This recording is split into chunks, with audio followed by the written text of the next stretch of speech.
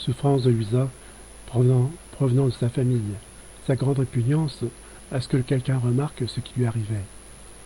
Jésus voit à ce que rien ne soit remarqué. Un soir, j'étais assise à la table et je souffrais d'une façon qui m'empêchait d'ouvrir la bouche.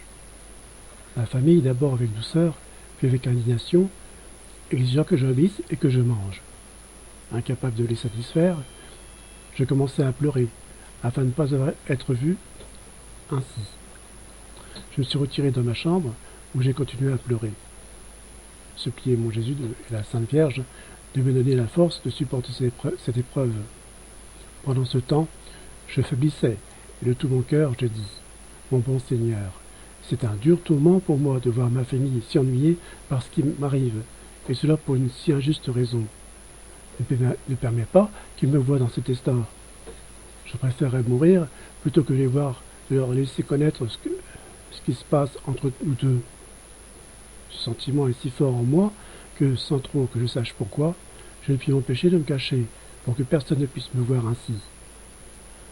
Quand je suis surprise et que je n'ai pas le temps de dissimuler mes souffrances et mes larmes, je me sens anéanti et comme si tout mon être fondait comme la neige dans un feu. Mon corps éprouve alors une chaleur anormale, me fait transpirer abondamment et qui par la suite me fait trembler de froid. Oh mon bon Jésus, seulement toi peux changer cet état de choses. Garde-moi caché de la vue des autres. Donne à ma famille de réaliser que je ne m'éloigne d'eux que pour prier. J'aimerais beaucoup, oh mon Dieu, que ce qui m'arrive ne soit connu que de toi.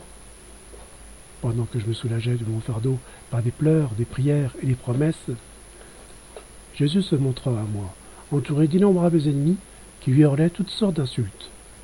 Quelques-uns le pitinaient, d'autres lui tiraient les cheveux, d'autres encore le blasphémaient avec des sarcasmes diaboliques. Jésus se montra à moi, entouré d'innombrables ennemis. Adorable Jésus semblait vouloir se dégager des pieds puants qui le pressaient. Il regardait autour d'eux comme s'il cherchait un ami qui le libérerait. Je remarquai qu'il n'y avait là personne pour lui offrir de l'aide. Réalisant l'affront immense qui était fait à Jésus, je pleurais beaucoup. J'aurais aimé me rendre au milieu de ces loups enragés pour les libérer, mais je me suis rendu compte que je n'étais pas capable et je n'ai pas osé.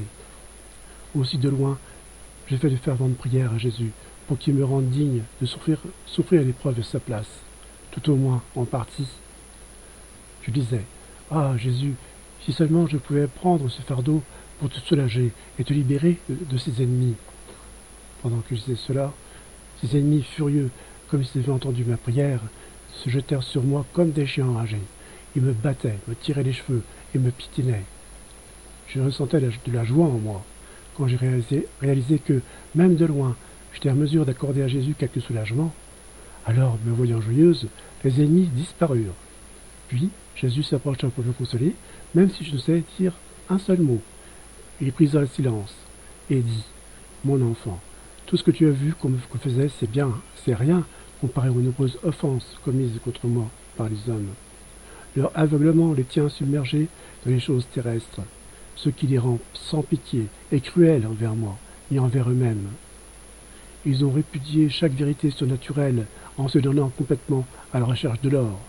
Ceux-ci les ont jetés dans la boue. Ils sont tombés dans la complète négligence au regard de leur vie éternelle. Oh mon enfant, qui élèvera une digue contre cette monstrueuse vague d'ingratitude qui augmente toujours dans le monde des faux plaisirs, qui aura pitié et me délivrera de tant de personnes qui me font saigner et qui vivent noyées dans la puanteur des choses terrestres. Viens avec moi et prie, pleure et offre des réparations pour les offenses qu'ils commettent contre mon Père. Ils sont aveuglés, sans esprit ni cœur. Ils n'ont Dieu que pour les choses terrestres. Ils s'opposent à moi et piétinent mes nombreuses grâces, comme ils étaient de la boue. Ils placent tout ce que j'ai fait pour eux sous leurs pieds mondains. Ô toi, au moins, élève-toi contre ce que tu connais du monde. Aborde et hais tout ce qui ne m'appartient pas. Chéris toujours les choses du ciel.